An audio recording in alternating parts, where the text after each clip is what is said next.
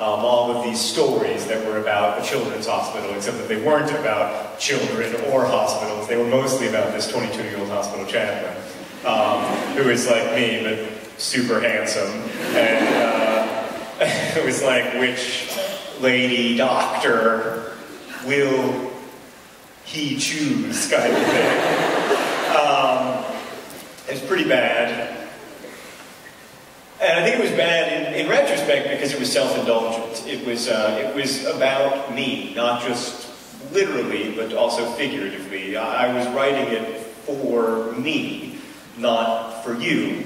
And I worked really, really hard on this stuff, and I wrote lots and lots of different stories about this chaplain and set in this children's hospital, and then eventually I put them aside and I wrote the book that became Looking for Alaska, and then I went back to the children's hospital and I was like, this is the time, and it wasn't the time, and I wrote the book that became An Abundance of Gatherings, and then I was like, now, today, I shall do it, and I didn't.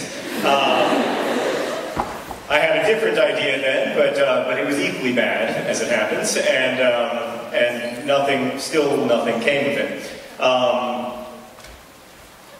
And I don't think anything ever would, because I don't think I could ever get out of my own head enough to write a story that was a gift for you. And so I'd sort of given up on it, because what I realized in the course of writing these 3 novels is that books only work when they are a gift, and kind of a mutual gift. Like, I try to give you a gift of the best story that I can make, and then you give me the astonishing gift of not just reading that book, but hopefully reading it with an open mind, thoughtfully, hopefully bringing some of your critical reading skills to the book as well. So I need you to read the book generously, and then I also need to write the story generously. And that's the only time when writing works. Like, I can never be thinking about money, I can never be thinking about, like, what's going to sell. I did not think that this book would be popular, so I should not be trusted with those decisions. That's the only time it works. And I don't think that I ever could have written the book that became The Fault in Our Stars if I hadn't become friends with a young woman named Esther Earle, who is a nerd fighter. For those of you who don't know what nerd fighters are, it's not people who fight nerds. That would be weird. We hate ourselves. It's people who fight for nerds and to celebrate intellectualism and thoughtfulness, and to try to build engaged spaces on the internet instead of just spaces that are oriented toward distraction.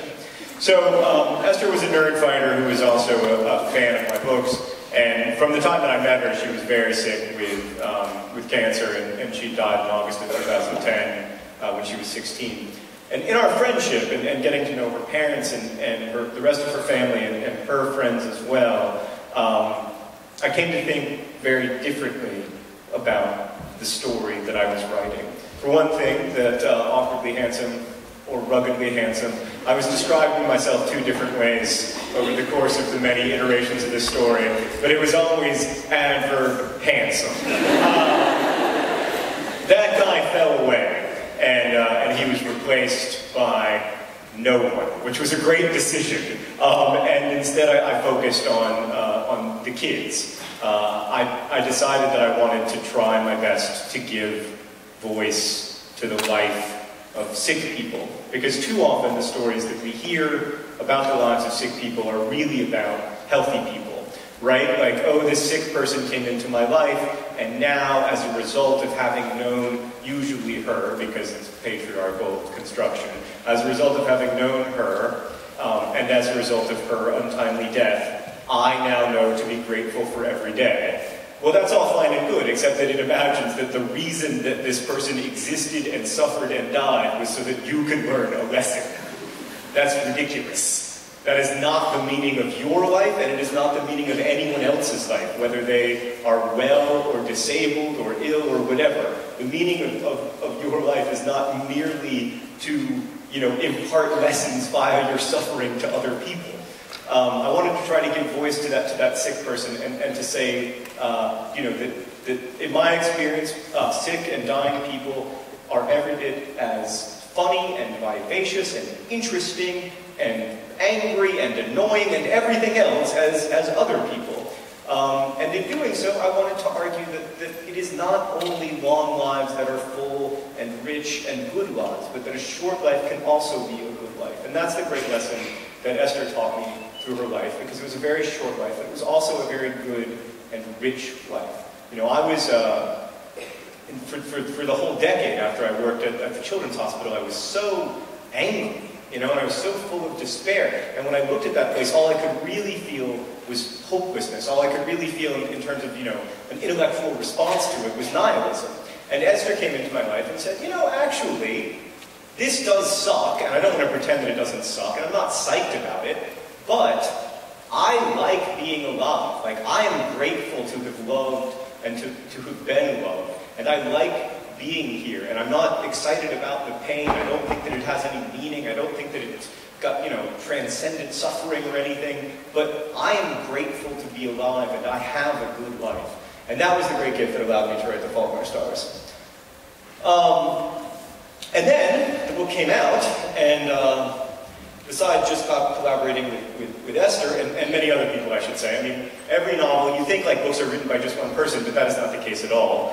No book was ever written by just one person. This book is a collaboration between lots and lots and lots of people, including every person who ever emailed me to ask what happens after the end of Looking for Alaska, a question that infuriated me so profoundly that I inserted a book inside of this book so that a girl could ask that same question of an author who could then yell at her.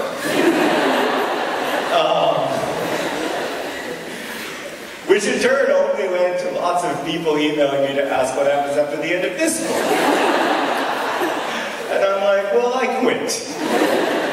I'll move on and talk about something else. I'm going to just read to you from the beginning. And this was, you know, a few paragraphs in the book that I was writing in 2000, 2001, 2005. Some of that survived, but this first chapter all emerged after